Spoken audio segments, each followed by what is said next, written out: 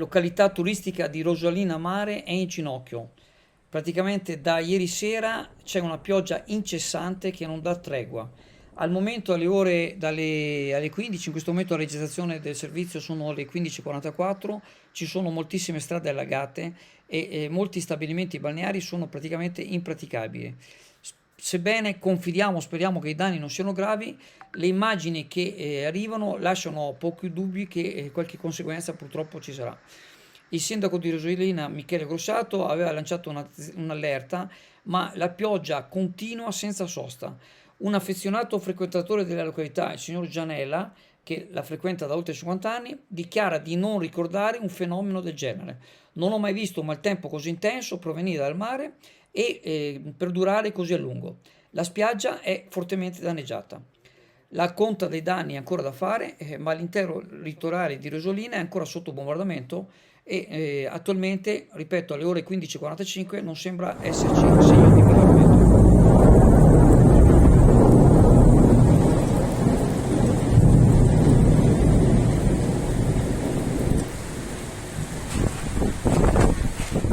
Siamo nello studio del Servizio Nord-Est 2.0 e vorremmo sapere di che cosa vi occupate. Ci siamo fortemente focalizzati sui bonus edilizi, in particolare sul superbonus, quindi interventi prevalentemente condominiali di efficientamento energetico.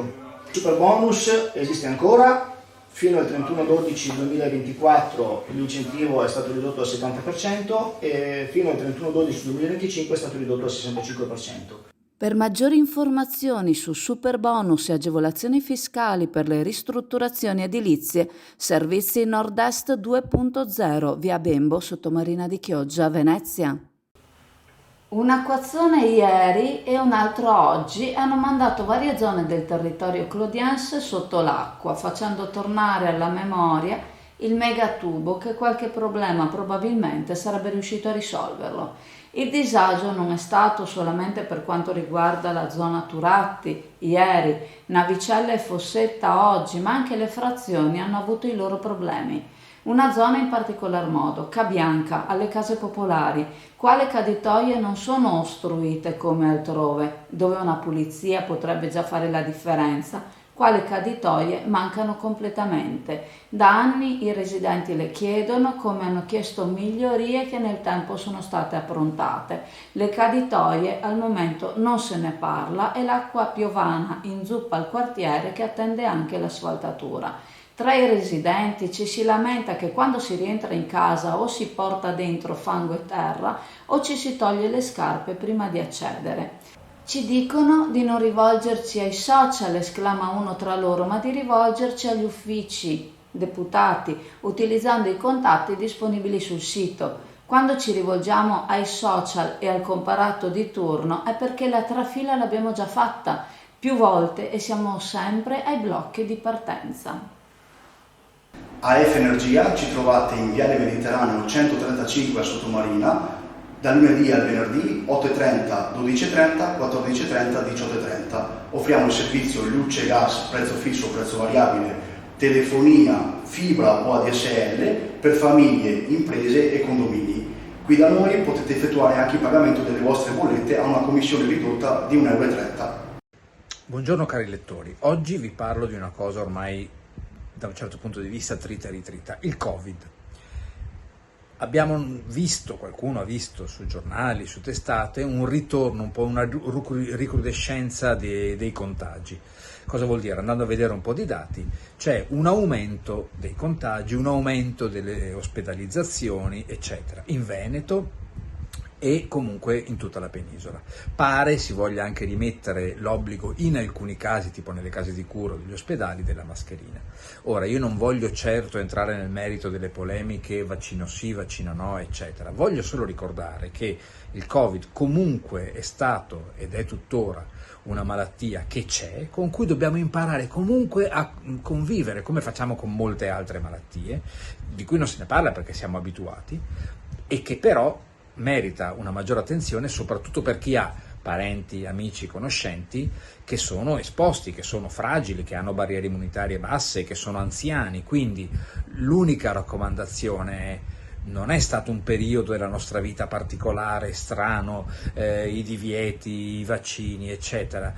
È stata domata, se volete, per secondo alcuni grazie ai vaccini, secondo altri no, l'emergenza, ok?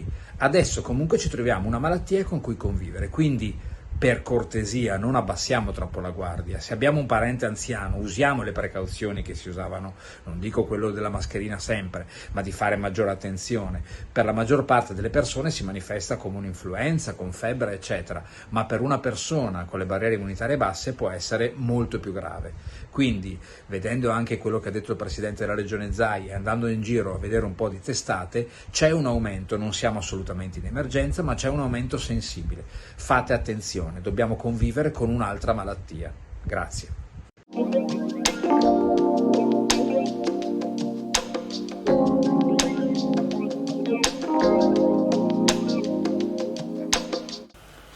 Mercoledì sera verso le 20:30 ad Olo un paraciclista è stato investito mentre si stava allenando. Si tratta del campione di paraciclismo palestinese. Chi lo ha investito a bordo di un SUV sarebbe scappato lasciandolo sul ciglio della strada.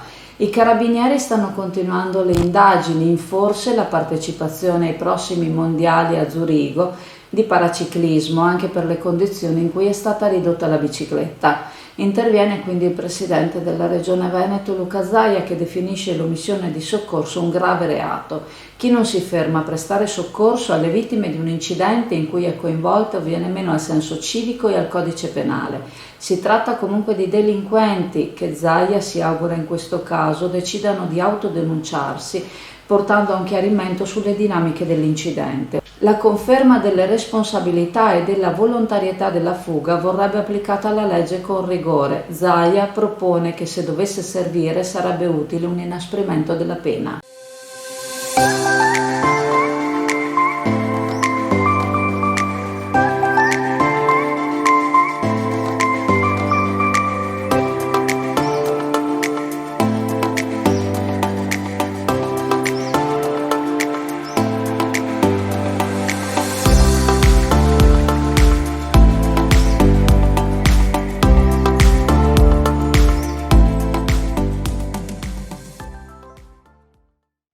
Buongiorno, buon lunedì, anche se la giornata non prevede niente di buono. Ieri tra l'altro molte strade sono state allagate, c'è servizio sulla rassegna questa mattina sul problema che c'è in particolare nella zona di San Felice, Momolo, ma in realtà dappertutto con queste bombe d'acqua. Il sistema fognario non ce la fa a smaltire tutta questa quantità di acqua, anche se dopo nel giro di circa mezz'ora, da quel che sappiamo, si è smaltita abbastanza. C'è stato anche dei problemi a Cavernella d'Adige perché c'è stato molto vento e sono caduti molti rami, c'è stato un intervento di vigili del fuoco.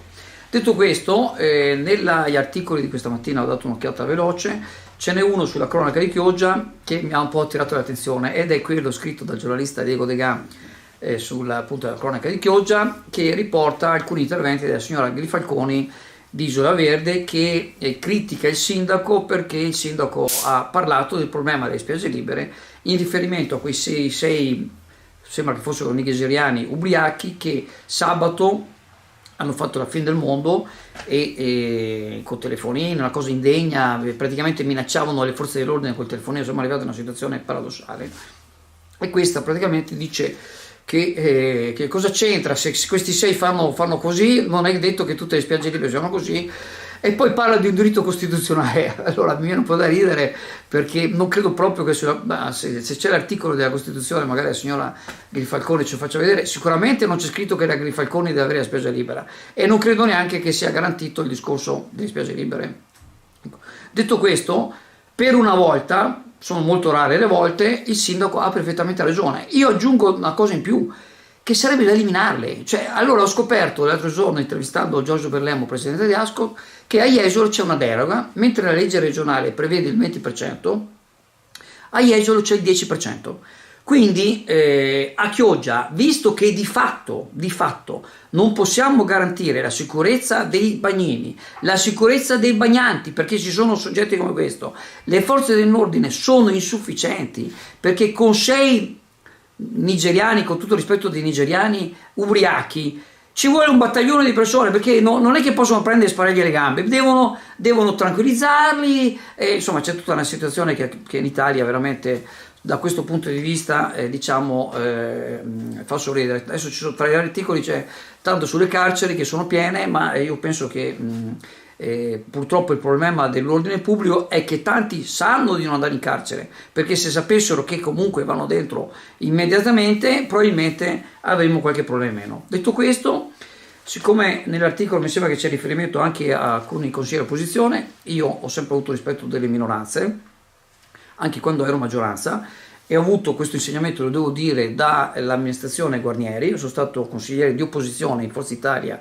durante il secondo mandato del sindaco dell'amministrazione centro-sinistra Fortunato Guarnieri, e allora noi che eravamo all'opposizione abbiamo avuto una presidenza di commissione e un rappresentante anche dentro il consiglio di amministrazione dell'IPAB. Con tutte le altre amministrazioni che ci sono state di centrodestra, dei grillini, nessuno ha dato questa indicazione di rispetto, ecco, di rispetto della democrazia e delle minoranze. Detto questo, però, devo dire che, e lo dico pubblicamente, l'ho detto l'altra volta, ma lo dico, magari ci sentiremo, la consigliera di Obiteu Chioggia, Alessandra Penzo, che secondo me è in gamba, brava, e studia, è impegnata su quello che sta facendo,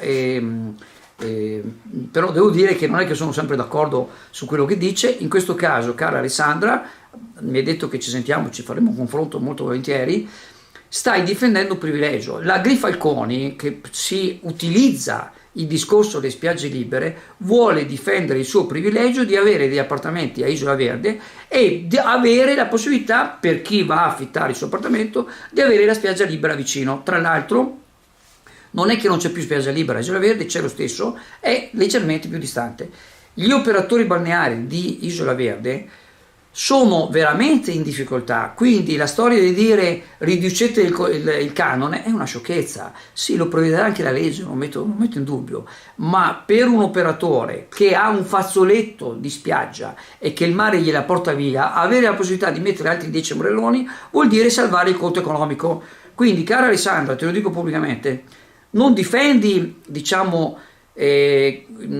soggetti deboli. Sta Grifalconi non è un soggetto debole, è una signora in pensione, un professionista benestante che ha degli appartamenti e difende un privilegio, altro che garantito dalla Costituzione. Quindi, per una volta, devo dire, sono sempre dell'idea che questo sindaco prima va a casa e meglio per tutti, però in questo caso sono addirittura non a favore, ma di chiederei proprio che le spiagge libere, visto che non c'è la possibilità di gestirle, che vengano chiuse oppure che vengano ridotte al 10%. Buongiorno, sono Roberto Pincerato, presidente di IODA, il tuo consulente assicurativo. Siamo presenti in Mirano, Chioggia, Orbassano, Torino. Visita il nostro sito www.iodabroker.it.